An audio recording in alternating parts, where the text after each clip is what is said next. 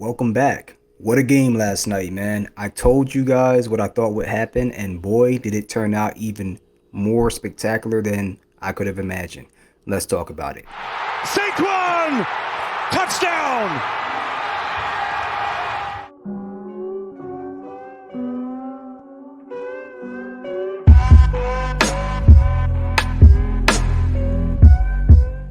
So Eagles, they rout the Washington Commanders 55-23 in the NFC Championship game on their way to an easy win in a rematch against the Kansas City Chiefs in the Super Bowl. Unfortunately, the Bills couldn't get it done. I thought they would, but we can't be right about everything, can we? But with that being said, let's talk about some key things that happened in the game and how it played out compared to the way I predicted it would. So, look, you look at this game, 55 points put up on the board. That is the most in a conference championship game in NFL history. Unless you want to go back before the NFL merger in 1970, when the Bears put up 73 points against, ironically, the Commanders in what was then termed the NFL Championship Game, or their version of the Super Bowl. That's the last time somebody put up more points than the Eagles did in a playoff game. So you look at the Bills and, unfortunately, my Raiders in 1991, they hung up 51 points to our 3 points, and that was the highest scoring championship game up until this point. And then for the NFC, the highest scoring game in an NFC championship game was the Panthers with Cam Newton back in 2016 when he beat the Cardinals 49-15. So we're setting history, setting precedent there. And then go ahead and look at, let's just start out with the running game, because we all know how the game started out, right? You look at Jaden Daniels and that offense coming out, putting together an 18-play drive that ate up a huge chunk of time. It might have been like an 8 or 9 minute drive. And they ended that off with a field goal after converting 2 fourth downs. So they were aggressive. They stuck to their guns. They did what they did all year. They didn't shy away from the moment. And look, they got 3 points, opened the game up cool, and that's at least you got on the board on the road.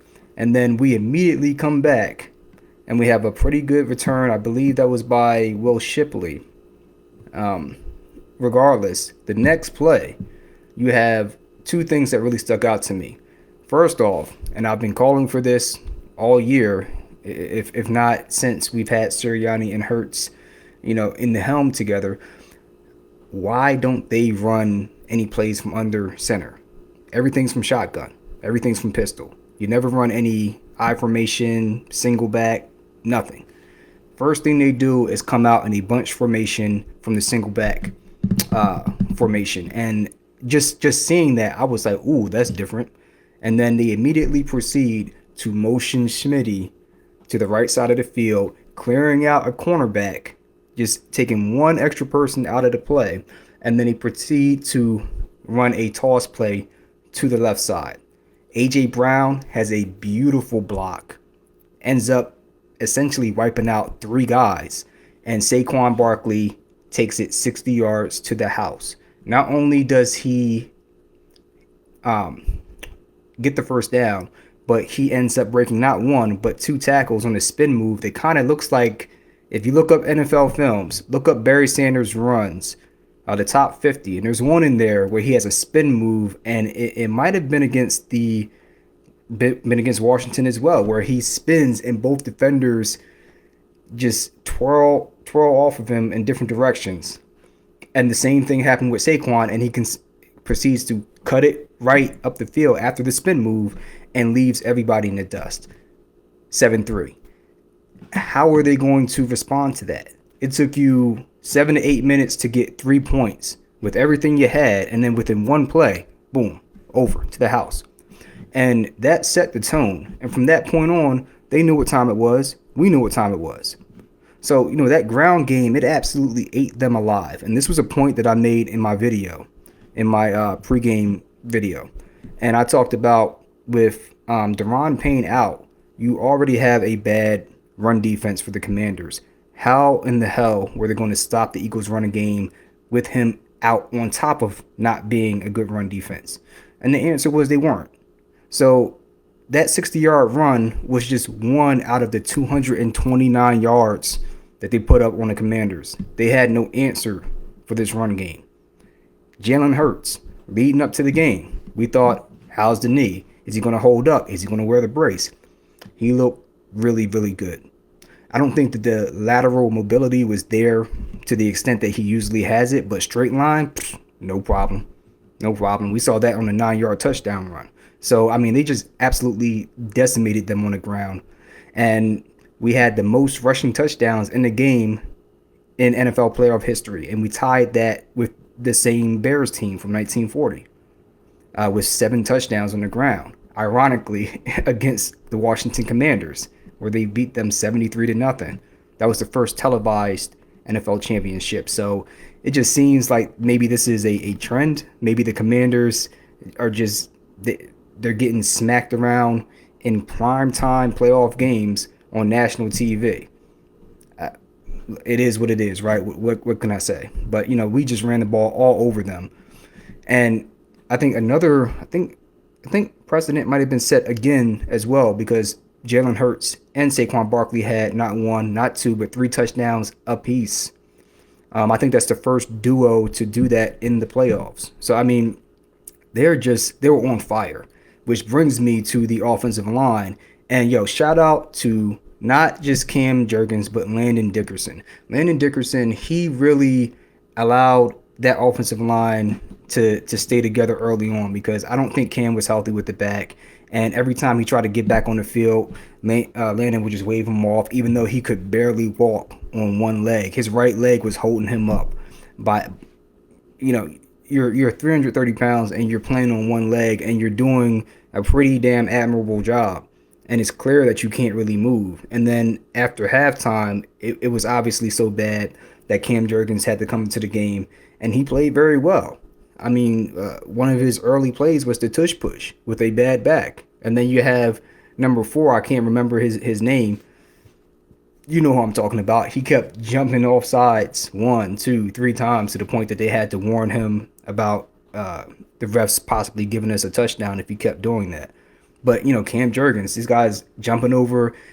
The first one, he freaking clubbed him on the side of the head. And then, the fact that Cam Jurgens and Landon Dickerson were able to do what they did under the circumstances, that's some movie script type stuff, man. I'm just very, very proud of them, and grateful that they were able to do that. They put their health on the line and they got the job done at a point where the Commanders were not dead in the water coming out of halftime. They were trying to get back into the game before we ultimately shut the door, but we needed those guys to step up in those moments, and they did. So very proud of them. And then next, let's look at the pass game. Let's look at all the talk coming into this game. Can Jalen Hurts throw the ball? Are we just relying on Saquon in the run game? Is Jalen Hurts in the same conversation as Josh Allen, who unfortunately is sitting home after yesterday's game? And I'll have to look at the full game, but it's a trend against KC. They get bounced out every time they see them in a championship game or in the playoffs. So, that's the MVP. Look, you tell me. Lamar Jackson, where is he at right now? Did he have the type of game that Jalen Hurts had at any point in the playoffs? I'm just saying. You tell me if we're seeing the same quarterback that can't throw the ball, that doesn't read the field well. Not saying that he's perfect, but when asked to do things that he hasn't been asked to do this season, he stepped up and he said, no problem. A.J. Brown. I talked about man coverage and how A.J. Brown was an absolute beast against man coverage, and you can't play that against him. His 2 big plays in that game, 2 of them. The 4th and 5 bomb down the left side of the field. They got cover 1, and I talked extensively about cover 1 coverage in my video, where you have one high safety in the middle of the field and everybody is playing man coverage across the field. And as soon as the ball snapped, and pre-snap he knows that there's going to be man coverage, he's immediately looking for his number 1 receiver, A.J. Brown. It could be Smitty depending on how they wanted to do the play, but in this scenario, it was A.J. Brown on that that go route, that 9 route right down the field. And as soon as he got the safety to stay in place so that he couldn't get over to try to help out with the pass, he let that thing go. And he put that right in the breadbasket. That is as good of a throw as you're going to see. So, point number one. That's throw number one. Throw number two, the one that was the touchdown to A.J. Brown, that's a speed out to the right. That's not an easy throw. Two things typically happen when you don't throw that ball perfectly. You either throw it too short and the defender undercuts it and knocks it down, or picks it off, and worst case scenario, takes it back for a pick six, or you're inaccurate trying to throw it to the outside and it's an incomplete pass. He put that on the money. There's nothing that the cornerback could do there. And I think that was Sam Still, the rookie who I was talking about, who I said could not really match up with A.J. Brown, and voila, there it is.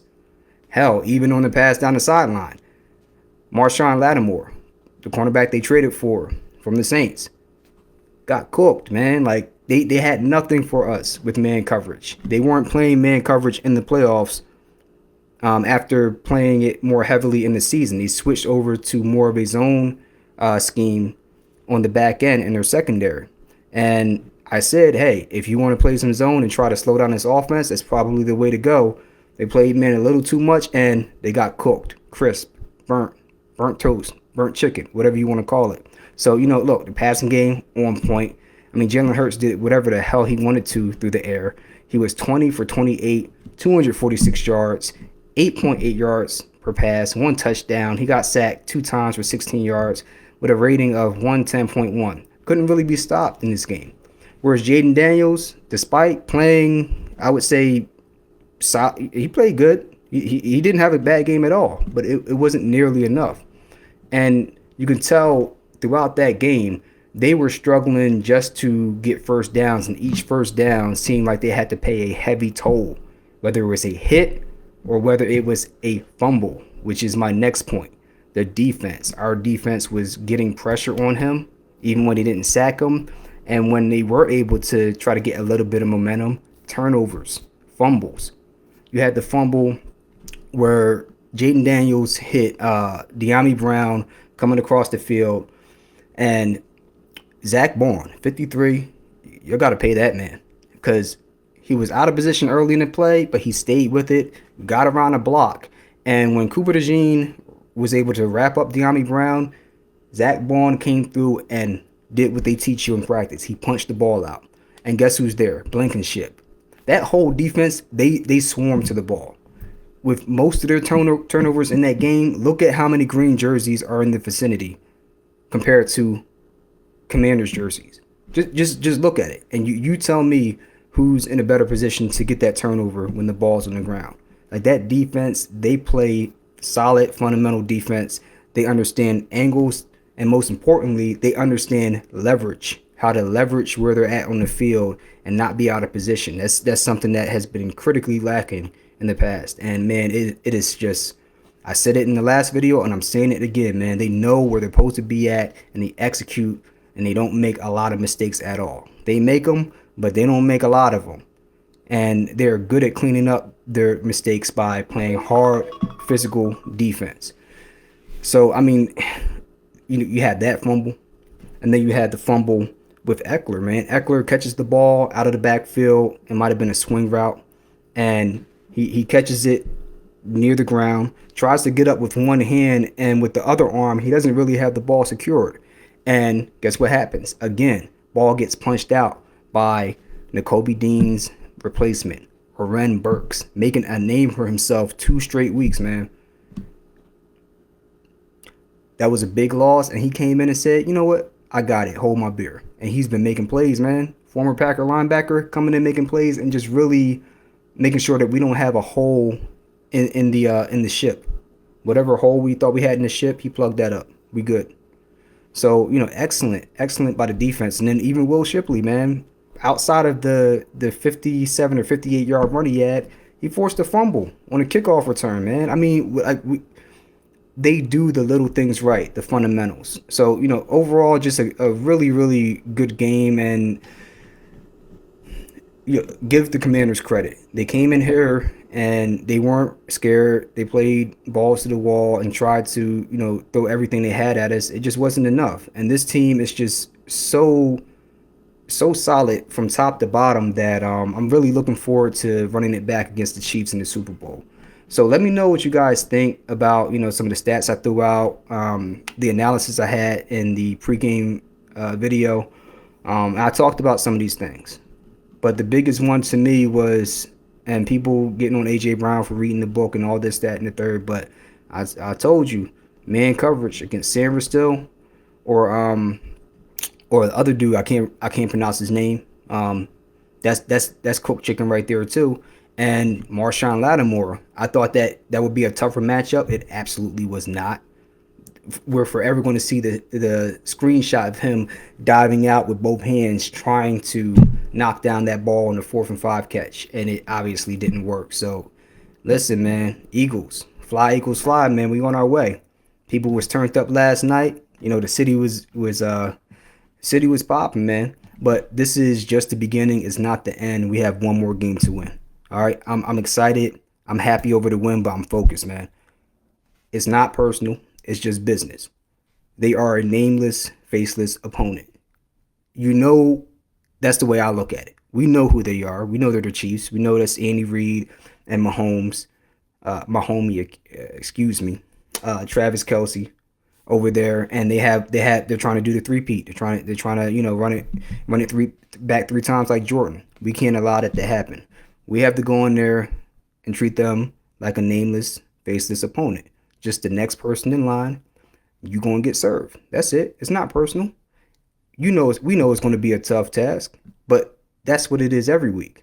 And just because they're a great team doesn't mean that we don't need to go in there and do the things that we do well. If we do the things that we do well, we can get them up out of there. So let's get it done. That being said, I need to go ahead and look at the replay of the Bills game. I'm probably going to do a full reaction to that because I did not see the game. I saw like I saw the end where they didn't get the pass to Kincaid, but I didn't see the rest of the game. So I want to go back and look at that because I thought the Bills were going to win, but man, under the lights, they don't get it done. So let me know what you guys think about both of those games, and we getting ready to go to the Super Bowl, baby. It's time. So I'm going to get up out of here, and I'll catch you on the next one. Peace.